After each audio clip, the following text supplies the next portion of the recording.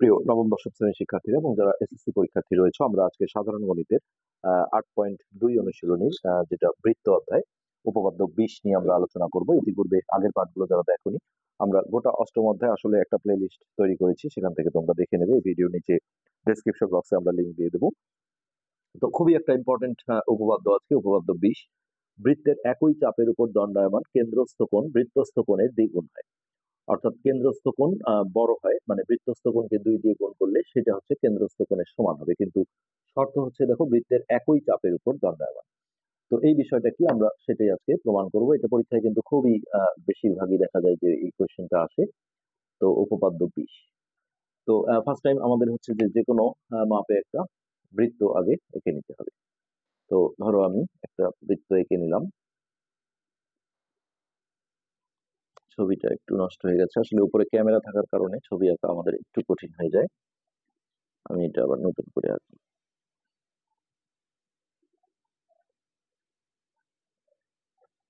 তো এই হলো আমাদের সেই বৃত্ত। তো আমি ধরো এখানে ও কেন্দ্র বিশিষ্ট বৃত্তটা দিলাম।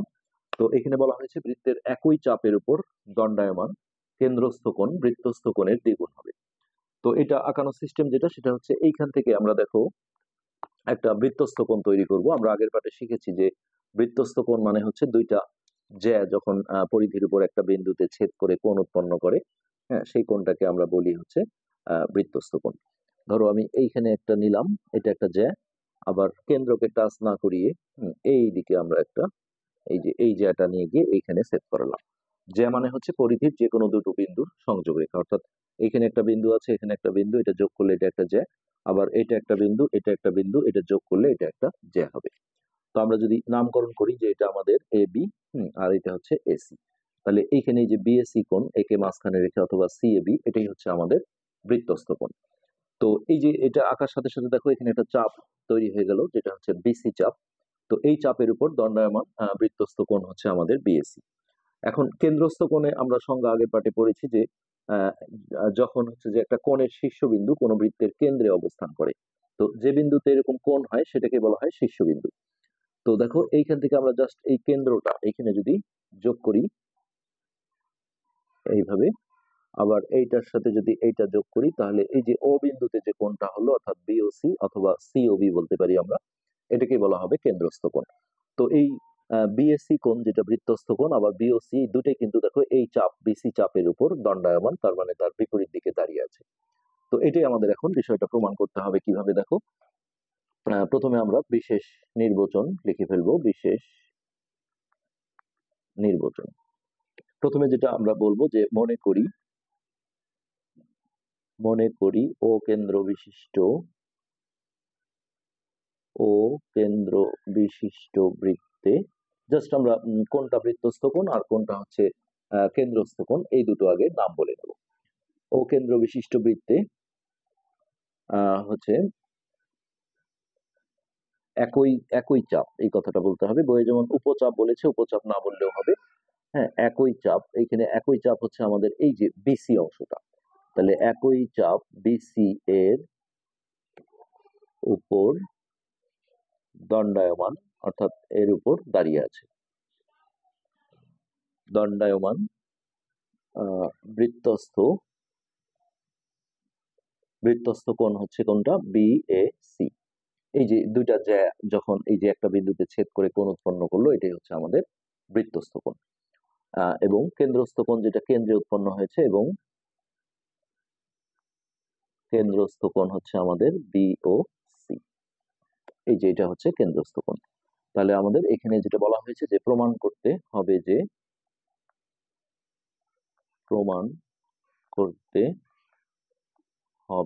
যে এই যে কেন্দ্রস্থ কোণটা আছে অর্থাৎ বিওসি, এইটা হচ্ছে বৃত্তস্থ কোণের ডাবল, অর্থাৎ 2 × বি এ সি। এই বিষয়টা প্রমাণ করতে হবে। তো এটা প্রমাণের জন্য আমাদের একটা অঙ্কন প্রয়োজন হবে। অঙ্কন মানে হচ্ছে এই জিনিসটা প্রমাণ করতে গেলে যদি অতিরিক্ত কিছু করতে হয়, এটাকে বলা হয় উপপাদ্যের ক্ষেত্রে অঙ্কন। তো এখানে আমরা দেখো একটা এডি রেখাংশ এঁকে নেব, যেটা হচ্ছে কেন্দ্রগামী, অর্থাৎ কেন্দ্রের ভিতর দিয়ে যাবে এইভাবে। এটা আমাদের প্রমাণ করতে গেলে প্রয়োজন হবে, এটা নিচের দিকে এইভাবে বাড়িয়ে দেব, দিয়ে এখানে আমরা একটা ডি নামকরণ করব।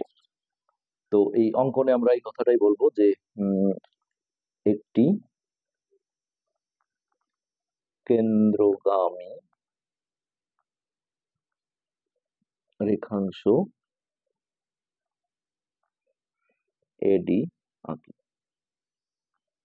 তো এই এতটুকু হচ্ছে আমাদের অঙ্কনের কাজ। তো এবার আমরা দেখো প্রমাণ পয়েন্টে ঢুকে যাব। প্রমাণ। তো প্রথম ধাপে আমাদের যে কাজটা করতে হবে এখানে সেটা হচ্ছে এই যে ত্রিভুজ, দেখো এখানে দুটো ত্রিভুজ আছে, একটা এ ও বি। ত্রিভুজের নামে কোনো সমস্যা নেই, তিনটা অক্ষর আসলেই হলো, আগে পরে যেটাই হোক। আর এই পাশে এই যে এ ও সি, এই দুইটা ত্রিভুজের যে কোনো একটা ত্রিভুজ দিয়ে আমরা একটা কাজ করব। সেটা হচ্ছে আমরা এ ও বি নিয়ে করছি, তোমরা চাইলে এ ও সি দিয়েও করতে পারো। ত্রিভুজ এ ও বি এর বহিস্থ কোণ। তো এইখানে দেখো ত্রিভুজের একটা থিম আছে, সেই থিমটা এখানে প্রয়োজন হবে। আমরা একটু রাফলি দেখাই। এই যে একটা ত্রিভুজ আছে, তার অন্তস্থ কোণ হচ্ছে এই ভিতরের কোণগুলোকে বলা হয় অন্তস্থ কোণ। আর বহিস্থ কোণ পেতে গেলে ত্রিভুজের যে কোনো একটা বাহুকে দেখো এইভাবে বর্ধিত করতে হবে।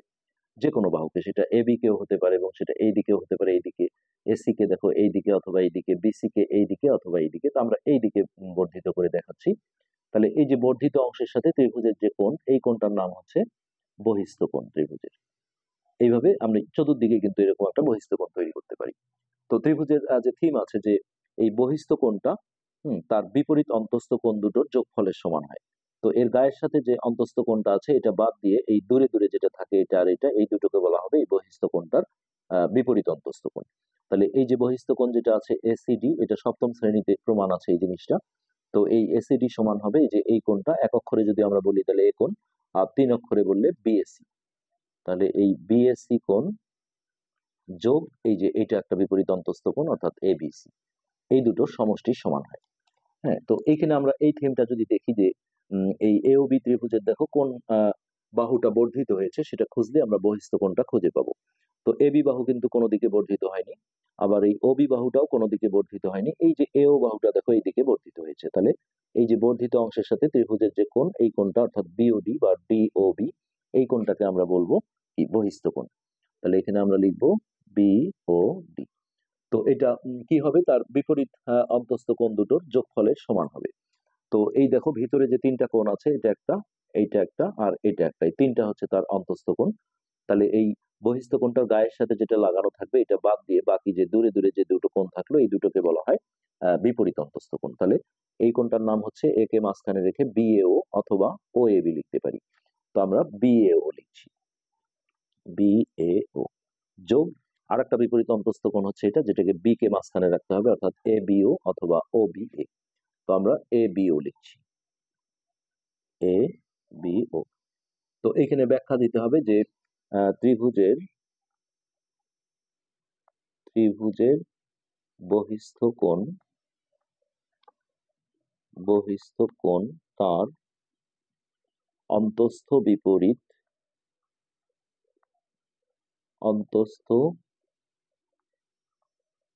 বিপরীত কোণ দ্বয়ের, দ্বয়ের মানে দুটির, কোণ দ্বয়ের সমষ্টির বা যোগফলের বলতে পারো, সমষ্টির সমান। এই ব্যাখ্যাটা এখানে পাশে থাকবে। আচ্ছা, এবার এই জায়গায় আমাদের আরেকটা কাজ করতে হবে ধাপ 2-এ। এই এ ও বি ত্রিভুজের দেখো দুইটা বাহু সমান আছে। কি কি বাহু?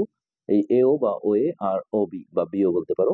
কেন সমান? একই বৃত্তের ব্যাসার্ধ গুলো আমরা জানি সমান হয়। তো কেন্দ্র থেকে যে পরিধির দূরত্ব এটাকে ব্যাসার্ধ বলা হয়। সো এই ও এও বলা যায়, এও বলা যায়। ও এ আর ও বি কিন্তু আমাদের সমান। তো এখানে আমরা বলবো ত্রিভুজ এ ও বি এ, ও এ সমান ও বি। পাশে ব্যাখ্যা দেব যে একই বৃত্তের ব্যাসার্ধ, এইটুকু লিখলেই বুঝে নেবে যে একই বৃত্তের ব্যাসার্ধ গুলো সমান হয়। এখানে আরেকটা থিম আছে ত্রিভুজের, যে একটা ত্রিভুজের যখনই দুইটা বাহু সমান হয়ে যায়, ধরো এই এবিসি ত্রিভুজের আমার যদি এমন হয় যে এ বি আর এসি বাহু সমান, তাহলে তাদের, এটাও সপ্তম শ্রেণীতে রয়েছে, তাদের বিপরীত কোণগুলো সমান হয়। তো দেখো এ বি বাহুর বিপরীত কোণ হবে এইটা, যেটা এসিবি বা বিসিএ বলা যায়। কেননা এই কোণটার সাথে এই বাহুটার দেখো কোনো টাচ নেই, যে এই কোণের সাথেও টাচ আছে, এরও টাচ আছে।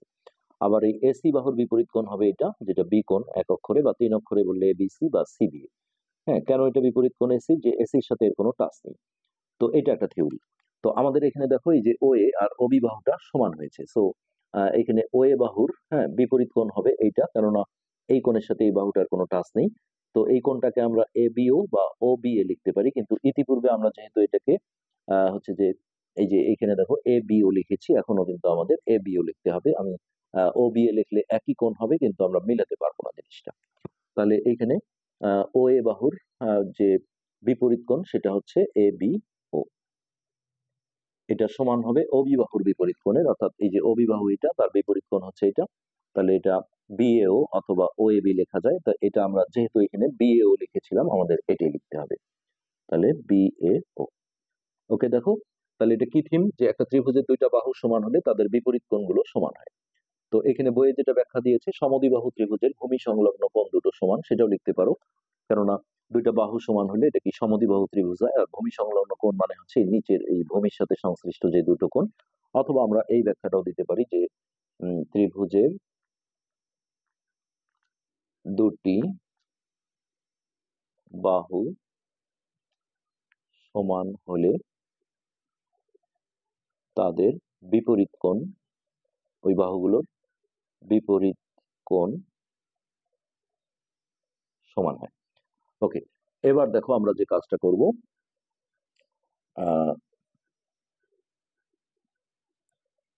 এই যে এইটা, এটাকে আমরা চাইলে দেখো একটা সমীকরণ হিসেবে অথবা ধাপ 1 থেকে লেখা যাবে।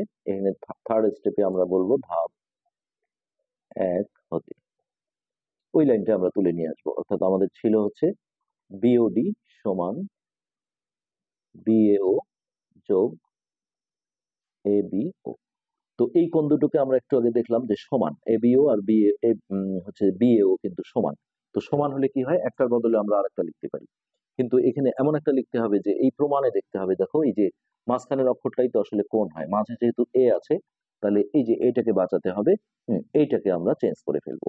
তাহলে কি করব দেখো, বা বিওডি সমান, এইটা আমরা ঠিক রাখবো বিএও।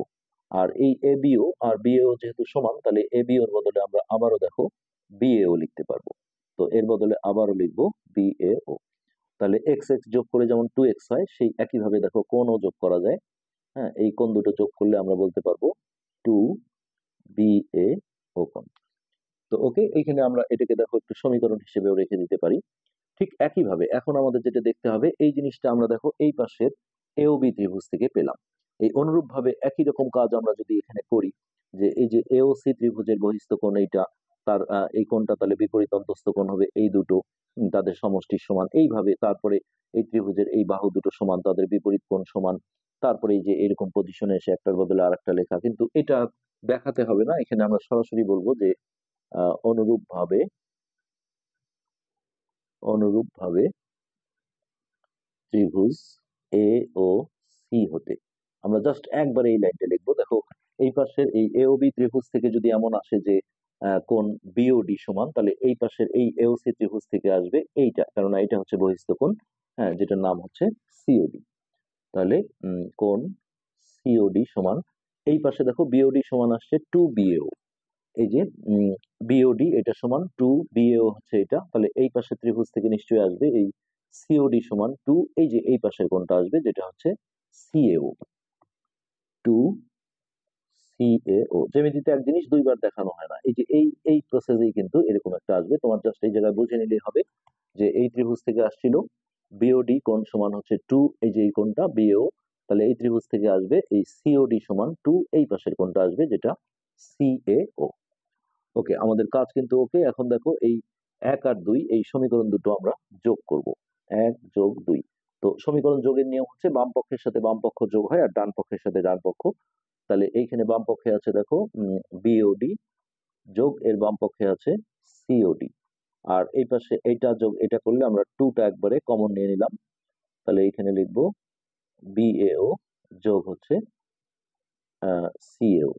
ওকে, এখন দেখো আমরা চিত্রে যদি দেখি যে বিওডি আর সিওডি, তাহলে বিওডি হচ্ছে এই যে এই কোণটা, আর সিওডি হচ্ছে এটা, এই দুটো যোগ করলে এই পুরো কোণটা হয়, যার নাম হচ্ছে বিওসি। তো এই দুটোর বদলে আমরা লিখে দেব বিওসি। আর এখানে 2টা রেখে এই দুটো কোণ যোগ করলে কি হয়, আমরা ছবিতে দেখি বিএও যোগ সিএও। তাহলে বিএও হচ্ছে এই অংশটুক, আর সিএও হচ্ছে এটা, তাহলে এই দুটো যোগ করলে পুরোটা লেখা যায়, এই পুরোটার নাম হচ্ছে বিএসি অথবা সিএবি। কিন্তু আমাদের প্রমাণে যেহেতু বিএসি আছে, আমরা বিএসি লিখব। তো এর সাথে সাথে কিন্তু আমাদের দেখো এই যে এই লাইনটা চলে আসছে, অর্থাৎ আমাদের বিষয়টা কিন্তু প্রমাণ হয়ে গেছে। তো এখানে আমরা বলে দেব প্রমাণিত। তো আশা করি বুঝতে পেরেছো। আজকের পাঠ আমরা এখানে শেষ করছি। পরবর্তী পাঠ দেখার আমন্ত্রণ রইল।